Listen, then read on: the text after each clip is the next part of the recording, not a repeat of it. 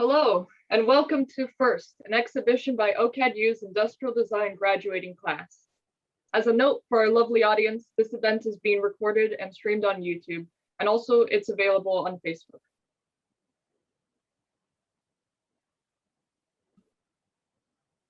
Before we start, OCAD U acknowledges the ancestral and traditional territories of the Mississaugas of the Credit, the Anishinaabe, the Anishinaabe, and the Iroquois of the Wendat, who are the original owners and custodians of the land on which we work, live, and create. I am Vermont Urbanovich, and this is my co-host Tara Pham. We are both graduating this year and are honored to be representing the creative, innovative, and adaptive students of the 2021 ID graduating class. This is the 106th class to come out of OCAD, and we could not be more excited to celebrate all the hard work, dedication, and growth with you today. The theme is First, as we are the first thesis class to complete our work in an entirely virtual format. You can find the final projects on our website, which acts as a digital gallery of our work.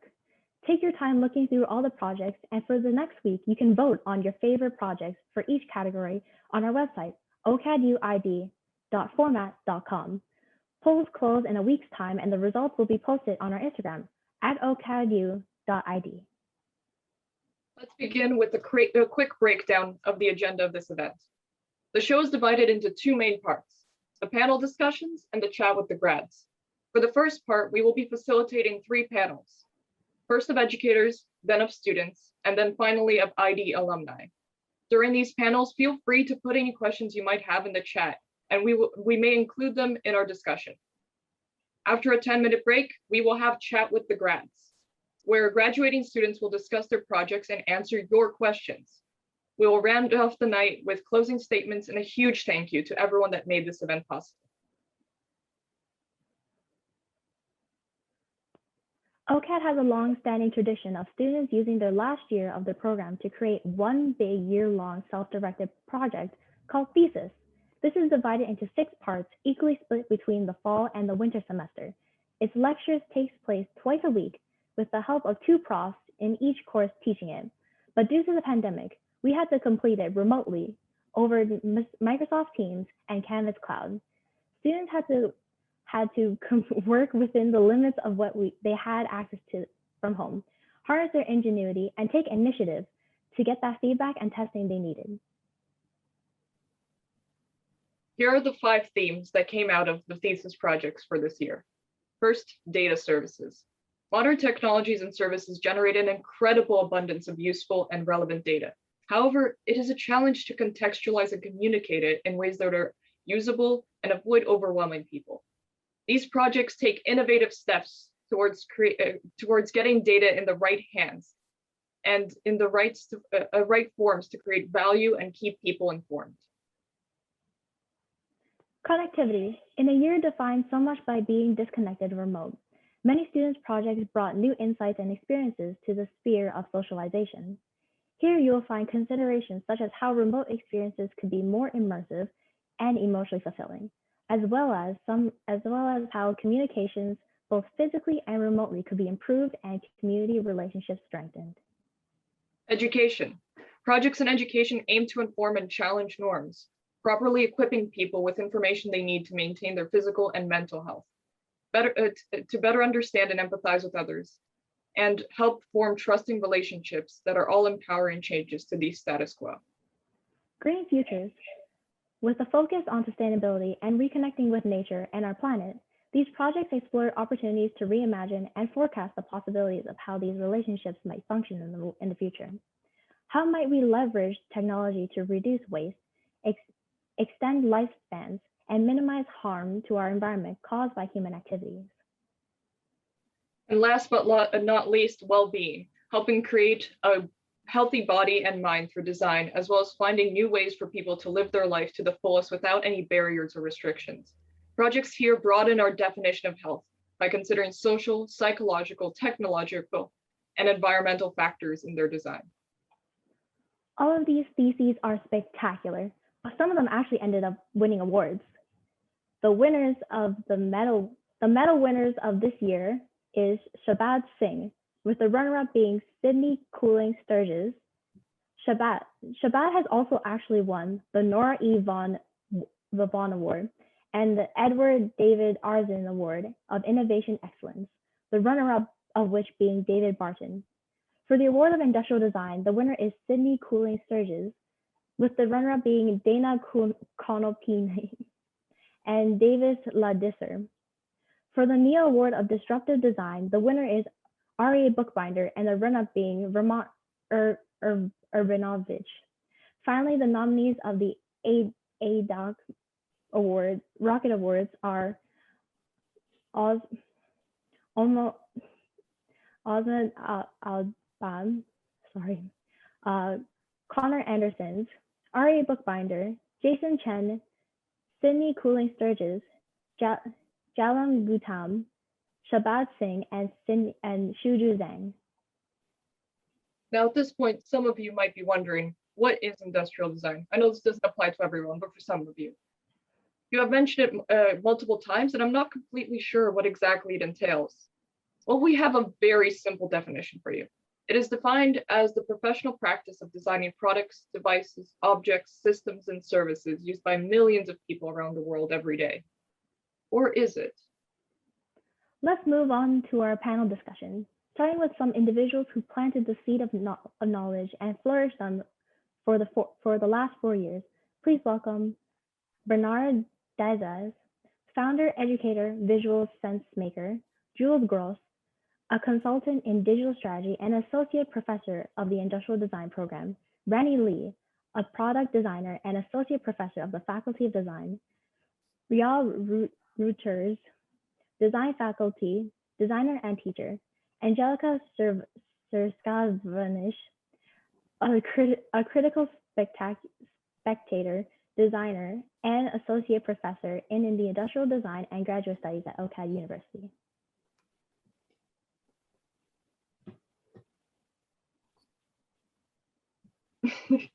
Welcome, everyone. Hey. Thank you so much for being with us for this. Hey guys. I think a best place to start is with our themes that we had just mentioned. What are your thoughts on the themes that came out of the projects? Anyone can go ahead. I'll start, just to start. I think that the way that I was particularly struck by the way that you're thinking about data as a material to design with and for is very interesting to me. And I think that I was intrigued that you did that. And I don't know who came up with it, or whether you came up with it together, but I really like that. I like this idea that you're thinking about data as a designerly material. So there I started. Amazing. If I may add, I'm not sure what is the procedure here, but I also liked the idea of connections. Like I've seen over the last year how many efforts we had to take to stay connected. And so a lot of the projects that we've seen are about that humane connectivity, although facilitated by technology. And so it's not just a theme, it's really brought something, you brought something to life there as a student body. Hi, everyone.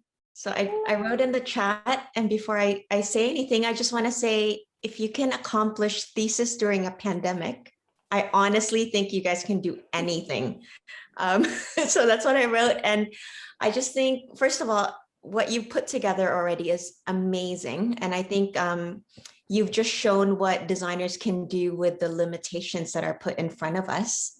So yeah, I echo what Yob is saying about the connections. I think at the core of it, I think humans are craving connections. Like, look at all of us digitally being together.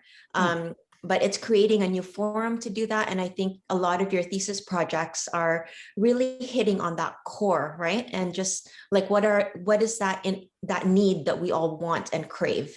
So congrats, everyone. Thank you so much. Along the same lines, I mean, hello, everybody, and congratulations. It's really awesome to see you guys, see your work, the compilation of it. From what I kind of realized, almost a little bit more after the fact, when things came to a conclusion, is that what happened probably over the past year is a bit of a sign of the times. inevitably. I've seen probably an increase in a kind of a self-referential approach. So really putting oneself as an individual in the context of what's going on.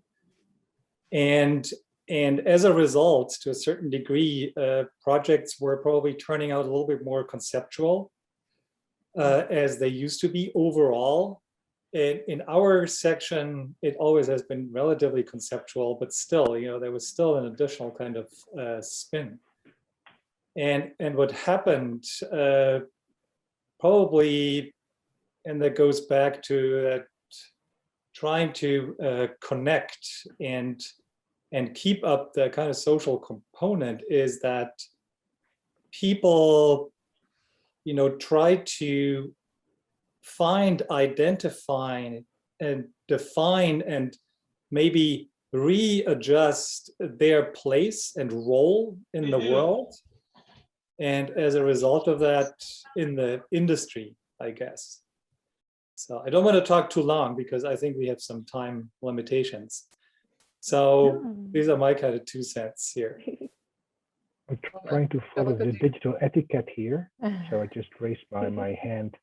The one thing that I wanted to say that I learned this year amongst the great teams that you have developed, that the more power and autonomy you hand over to the students to do it themselves, not by leaving them alone, but giving them the autonomy to do it, better the results. And I think that this event is a great testimonial to that. There comes this moment, and it is right now, where you don't need to listen to anybody anymore. You just take advice when you need it and when you go forward. And it's fantastic to see you guys launching into that space right now. Amazing. Angelica, would you like to go next? All right, thank you. Yeah, thanks first of all for all your amazing work throughout the year. I think in the fall and throughout the winter, we were sometimes as nervous as you were, trying to, and sometimes not knowing where to go and what best to do next.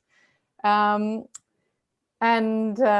thank you for your patience with us while we tried to move a studio space in the digital realm while staying connected and connecting you beyond the school and connecting you with yourselves, your interests, but also diverse fields that I think are represented so well in the, is it four categories five categories. Yeah, that you've chosen. And I think it also speaks to the discipline of industrial design. It's not it's product, service, systems.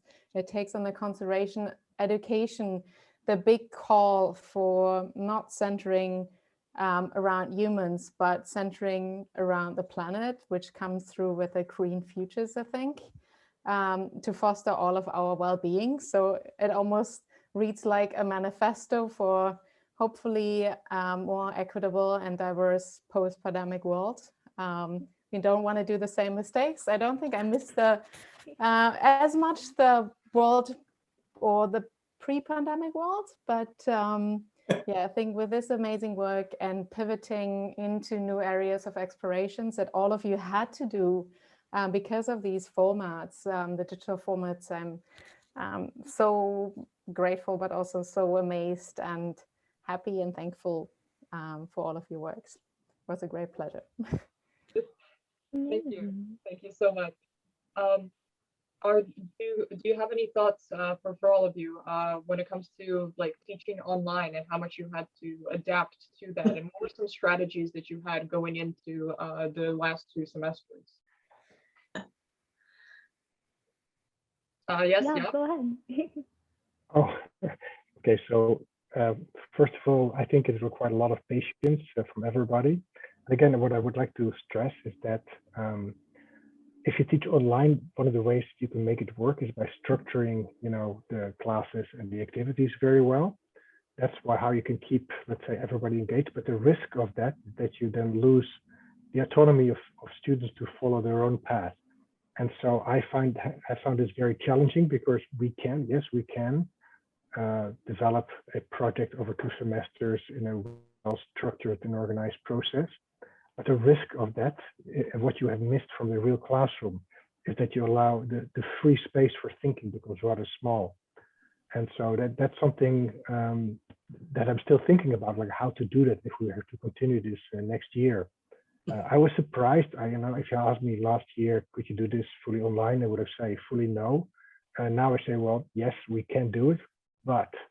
And so we still need to figure out those buts, but I hope before we figure out those buts that we're going to be back in the classroom. Amazing.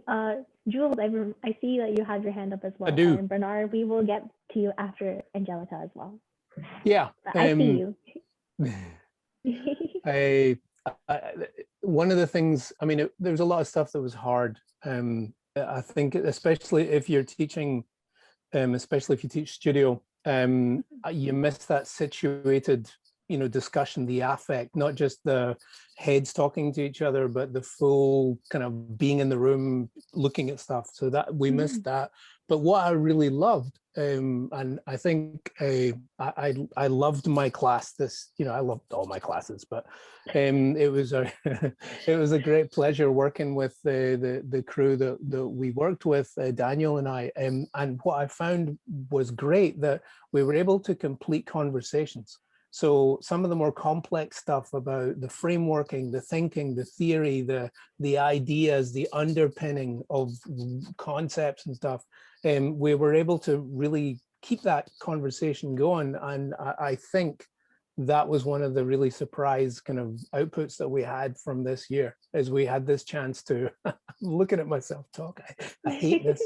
We had a real chance to get to the end of conversations and see students really take stuff and move with it. And that was beautiful. It was really amazing. Amazing.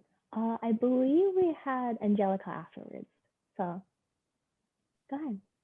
I think what this pandemic year brought to us was highlighting that shifts are possible, fast shifts, big shifts, paradigm shifts are possible. Behaviors can and have to change.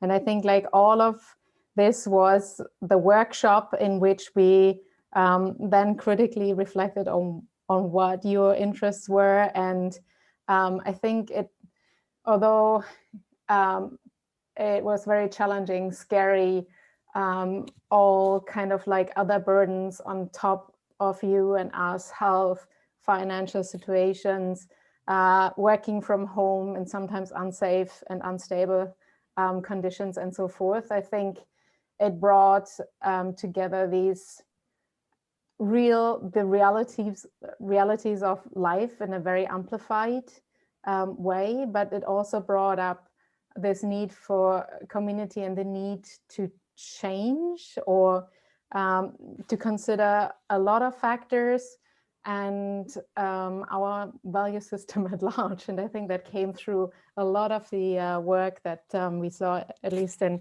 Kobe Bahard's and my sections, where it was always a critical approach to everything and questioning more than providing answers. But yeah, looking back, I think, wow, what an experience, what an accomplishment, but also, yeah, to be in this shifting, scary, exciting, challenging worlds around us, and within that, completing a BA is like, yeah, unbelievable. But I think hopefully, yeah, as Rennie has pointed out, I think we all can move and activate big shifts, and maybe that became apparent in this year that you can, and we should, and we have to act now. Bernard, would you like to go next? Sure, thanks. Yeah. I mean, to what Joop said, the preparation was probably a little bit more intense. You had to think it through a little bit better, and you had to always had a little kind of plan B or some plan B elements, because you never know, you never knew, what you had in mind as the initial kind of program. Would it work? Would all the elements kind of resonate with the mood and the condition and the expectation that's in the classroom? And it was much harder to gauge. Typically, if you walk in a classroom, you almost smell what's going on. I mean, literally sometimes. It's really interesting. So that so many senses are basically truncated in that situation required more of a preparedness.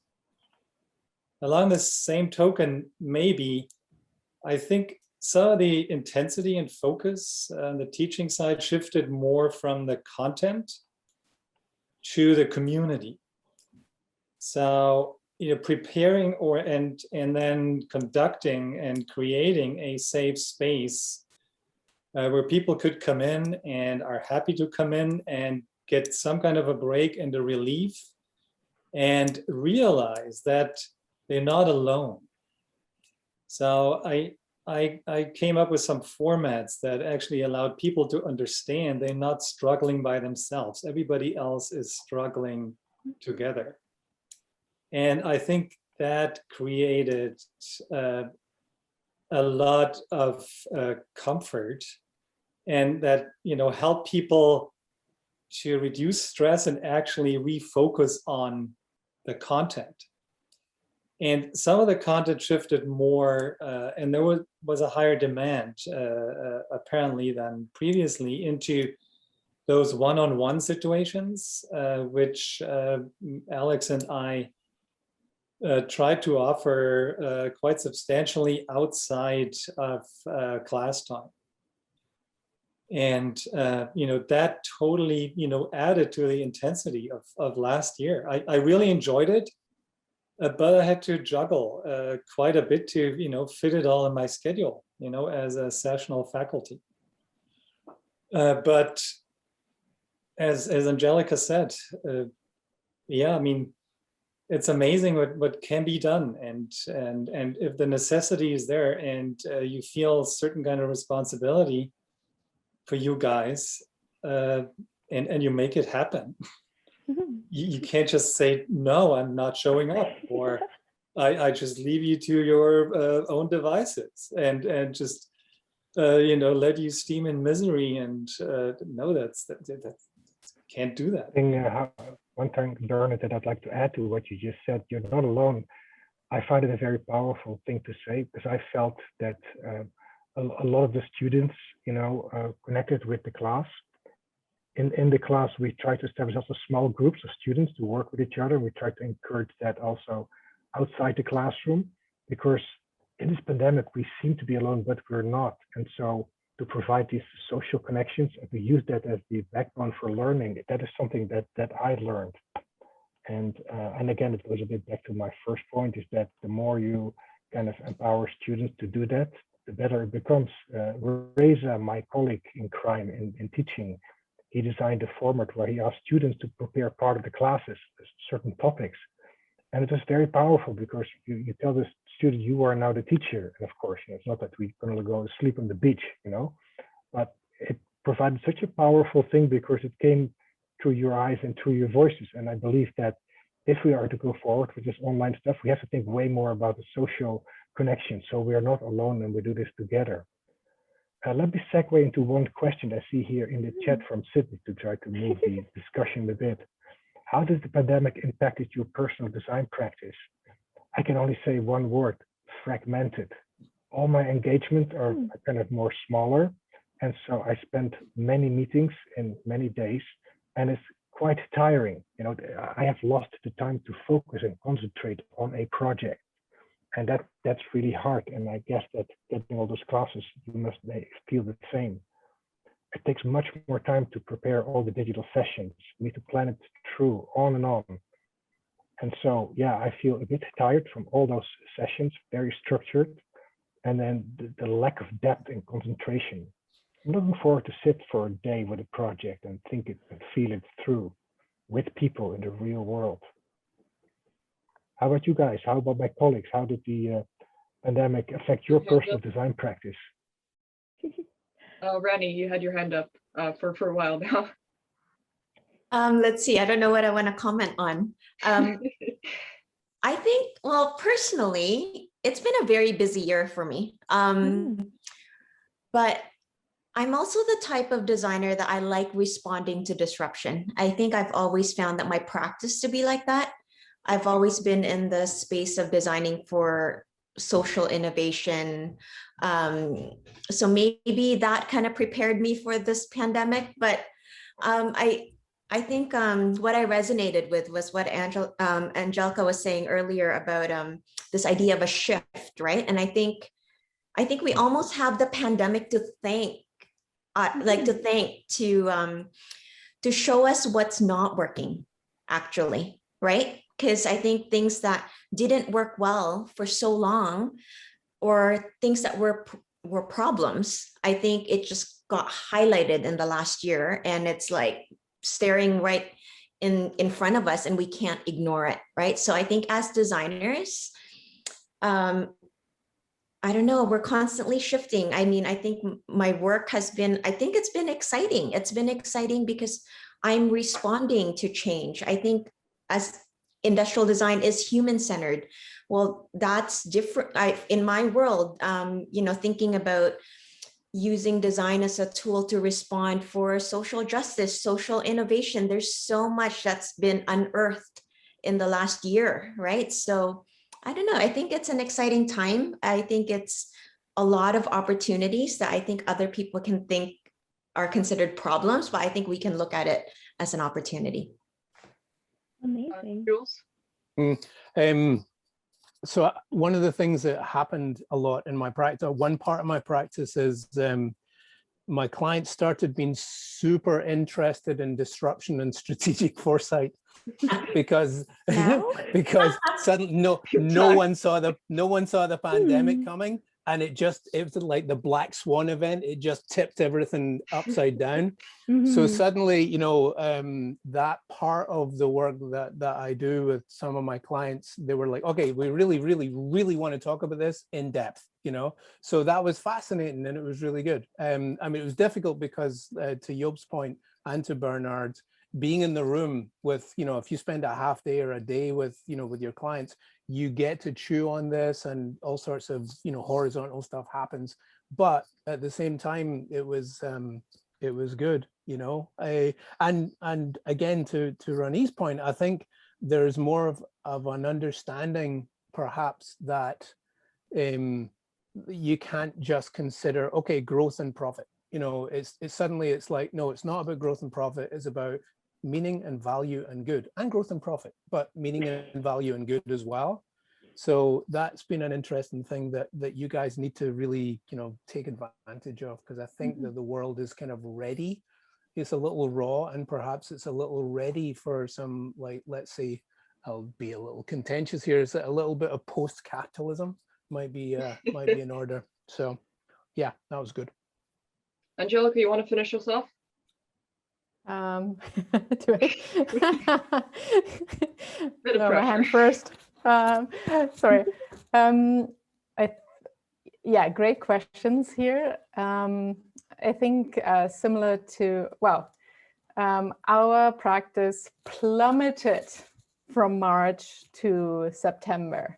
We had a huge project lined up, and then just went totally sideways, and crickets were chirping. So we took a big hit. But personally, if I also had to run the full practice on the side of teaching 3 online classes, having kids at home, being worried about parents, being very, very obviously privileged in the ability of working from home, I don't think I could have handled it. Like, just too much. And I'm sure, you found yourselves in similar struggles.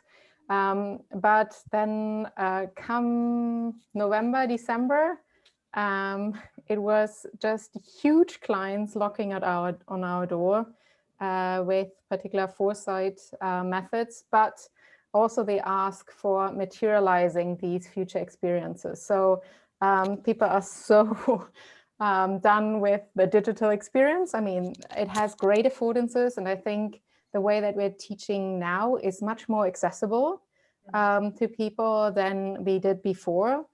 We just need to figure out the workshop part, but I think we can. Yeah, so future foresight, possible scenarios, future opportunities, materializing them, and organizations are ready for big shifts now too. So I think you can come in with questioning, asking value statements. Generation Z, which is you, and is asking us to take responsibilities, making environmental and social changes that we, I think, all need to see, and organizations are picking up on that. So go for it. Pick up steam. Yeah, be bold. Thank you all very much. We're out of time for this specific panel, but thank you so much for coming here and discussing things with us. And thank you so much for showing your faces as well and giving us your insights.